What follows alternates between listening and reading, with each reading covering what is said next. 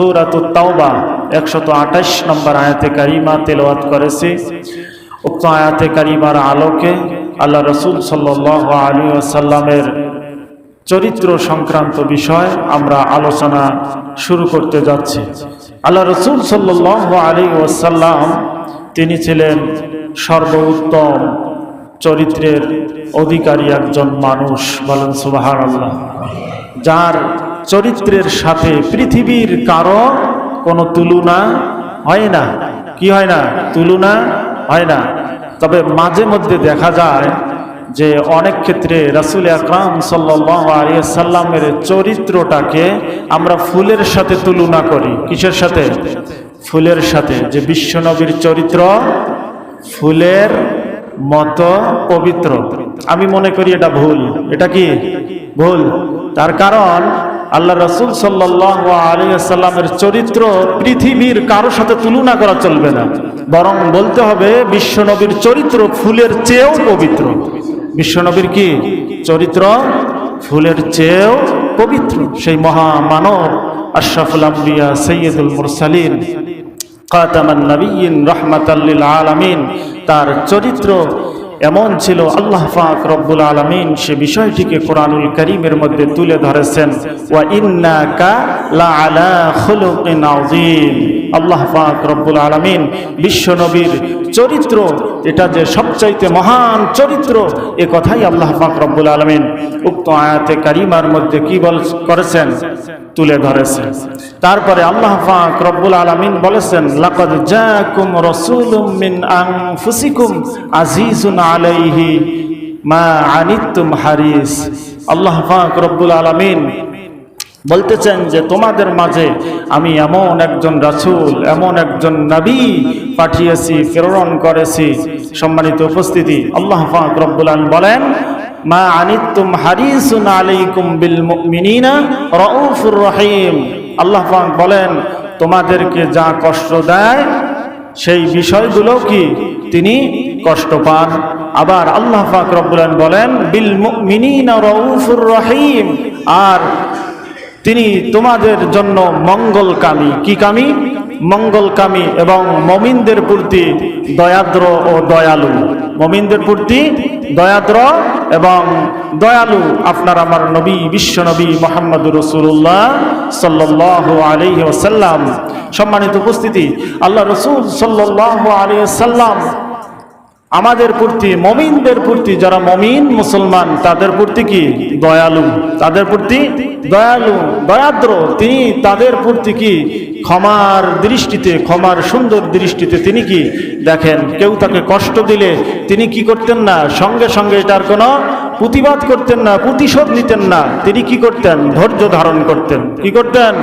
ধৈর্য ধারণ করতেন। তিনি তার কেউ যদি কাউকে আঘাত করত, তিনি এটাকে কোমল ব্যবহারের মাধ্যমে সেটাকে আরো সুন্দরভাবে কি করতেন? তার সাথে ব্যবহার করতেন। এত কোমল নরম হৃদয়ের মানুষ ছিলেন আপনার আমার নবী বিশ্বনবী মুহাম্মদুর রাসূলুল্লাহ সাল্লাল্লাহু আলাইহি ওয়াসাল্লাম। বিশ্বনবী মুহাম্মদুর রাসূলুল্লাহ তিনি হলেন মুমিনদের জন্য কি দয়ালু, মুমিনদের জন্য দয়ালু। তিনি মানুষের প্রতি রহম করতেন, দয়া করতেন, মানুষদেরকে ক্ষমা করে দিতেন। বলেন সুবহানাল্লাহ। সম্মানিত উপস্থিতি, এজন্য আল্লাহ পাক রব্বুল আলামিন সূরা আম্বিয়া 107 নম্বর আয়াতে কারিমার মধ্যে বলেছেন, ওয়া মা আরসালনাকা ইল্লা রাহমাতাল লিল আলামিন। তিনি হলেন তামাম জগতের জন্য রহমত। বলেন সুবহানাল্লাহ। তিনি কি তামাম জগতের জন্য রহমত। আল্লাহ রাসূল সাল্লাল্লাহু আলাইহি সাল্লামের কিছু উক্তির মাঝে এই বিষয়টা ফুটে উঠেছে যে তিনি যে দয়ালু। এ কথা রাসূল আকরাম সাল্লাল্লাহু আলাইহি সাল্লামের কিছু কথার মধ্যে ফুটে ওঠে। নবীজি বলেন, লা মাল্লা ইয়ারহাম লা ইউরহাম। আল্লাহ রাসূল সাল্লাল্লাহু আলাইহি সাল্লাম বলেছেন, যে দয়া করে না তার প্রতি দয়া করা হয় না। যে দয়া করে না, যে রহম করে না, অনুগ্রহ করে না, তার প্রতি দয়া করা হয় না, অনুগ্রহ করা হয় না। হাদিসে কারিমার মধ্যে এসেছে, নবীজি বলেছেন, লা ইয়ারহামুল্লাহু মান লা ইয়ারহামুন নাস। আল্লাহ রাসূল কি বলেছেন? লা ইয়ারহামুল্লাহু মান লা ইয়ারহামুন নাস। লা ইয়ারহামুল্লাহ, আল্লাহ তাআলা রহম করেন না, দয়া করেন না কাদের উপর? যারা মানুষের উপর দয়া করে না। যারা মানুষের উপর কি করে না, দয়া করে না, মানুষের প্রতি দয়া করে না, তাদের প্রতিও আল্লাহ তাআলা কি করেন না, দয়া করেন না।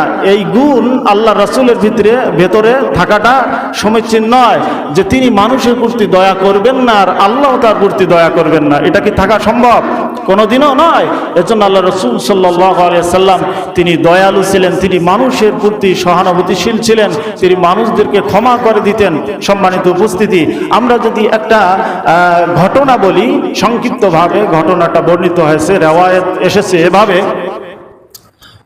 হযরত যায়েদ ইবনে শামা, হযরত যায়েদ ইবনে শামা, খুব মনোযোগ সহকারে শুনবেন যে হযরত যায়েদ ইবনে শামা তিনি এখনো পর্যন্ত মুসলিম হননি, ইসলাম গ্রহণ করেন নাই। তিনি কি ইহুদি ছিলেন? কি ছিলেন? ইহুদি ছিলেন। তিনি বলতেছেন যে আল্লাহ রাসূল সাল্লাল্লাহু আলাইহি সাল্লামের নবুয়তির যত আলামত আছে সমস্ত আলামত আমি কি তার ভেতরে পেয়েছি। বলেন সুবহানাল্লাহ। তখনও কি ইহুদি ছিলেন, মুসলমান হননি। ইহুদি অবস্থায় তিনি বলতেছেন, তার কথাগুলো এভাবে বলেছেন পরবর্তীতে এসে যে নবুয়তের যত আলামত ছিল সমস্ত আলামত তার ভিতরে ছিল। সম্মানিত উপস্থিতি, তবে দুটি আলামতের পরীক্ষা আমি নেওয়ার জন্য খুব আগ্রহশীল ছিলাম। কি ছিলাম? আগ্রহশীল ছিলাম। তার মধ্যে এক নম্বর হলো তিনি ধৈর্য ধারণ করবেন রাগের উপর। কেউ যদি তাকে রাগান্বিত হয় তার সঙ্গে, তিনি কি করবেন না, রাগান্বিত হবেন না, কিন্তু এই রাগের চেয়ে তিনি ধৈর্যশীলের পরিচয়টা বেশি দিবেন। এটা একটা। দ্বিতীয় নম্বর হলো যদি কোনো মূর্খ ব্যক্তি এসে রাসূল সাল্লাল্লাহু আলাইহি সাল্লামকে বকাঝকা করে, অনেক ধরনের কথাবার্তা বলে, গালিগালাজ পারে, তারপরেও নবীজি কি করবেন, ধৈর্য ধারণ করবেন। এই দুটি আলামত এখনো পর্যন্ত আমি তার ভেতর থেকে পরীক্ষিত হিসেবে আমি কি দেখতে পাই নাই। তো এইটা পরীক্ষা করার জন্য তিনি খুব আগ্রহশীল হয়ে পড়লেন। এর জন্য তিনি খুব ঘন ঘন রাসূল আকরাম সাল্লাল্লাহু আলাইহি ওয়াসাল্লামের দরবারে আসা শুরু করলেন। আগে যে পরিমাণে এসেছিলেন তার চাইতে কি অধিক বেশি আসা শুরু করে দিলেন। তো একদিনের ঘটনা, আল্লাহ রাসূল সাল্লাল্লাহু আলাইহি ওয়াসাল্লাম তার ঘর থেকে, হুজরাখানা থেকে বাহির হলেন, সাথে হযরত আলী রাদিয়াল্লাহু তাআলা আনহু তিনি ছিলেন। এমন তো অবস্থায় বেদুইন এক সাহাবী এসে রাসূল আকরাম সাল্লাল্লাহু আলাইহি সাল্লামকে বললেন, ইয়া রাসূলুল্লাহ, ইয়া হাবিবাল্লাহ, আমার গোত্রের সমস্ত মানুষগুলো ইসলাম গ্রহণ করে মুসলমান হয়ে গেছেন। বলেন সুবহানাল্লাহ। রাসূল আকরাম সাল্লাল্লাহু আলাইহি সাল্লামকে এই সংবাদ দিলেন। দেওয়ার পরে বলতেছেন, ইয়া রাসূলুল্লাহ, ইয়া হাবিবাল্লাহ, যখন আমি ইসলামের দাওয়াত দিতেছিলাম তখন তাদেরকে বলেছি এ কথা যে তোমরা যদি মুসলিম হও, ঈমান গ্রহণ করো, তাহলে রিজিকের অভাব হবে না। কি হবে না? রিজিকের অভাব হবে না। সম্মানিত উপস্থিতি, তাদেরকে এভাবে কথা বলার পর তারা ইসলামের দিকে এসেছে, ইসলাম গ্রহণ করেছে, মুসলিম হয়ে গেছে। বলুন সুবহানাল্লাহ। তবে বর্তমান যে পরিস্থিতিটা, তাদের মধ্যে দুর্ভিক্ষ দেখা দিচ্ছে। কি দেখা দিচ্ছে? দুর্ভিক্ষ, অর্থাৎ তাদের খাদ্যের অভাব, একবারে সংকটপূর্ণ অভাব তাদের ভিতরে এসে গেছে।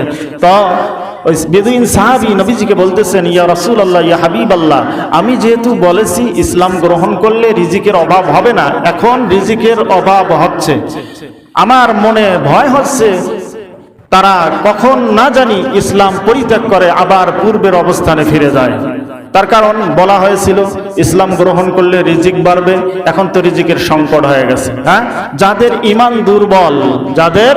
ঈমান দুর্বল, তারা কিন্তু ইসলাম থেকে কি হয়ে যাবে?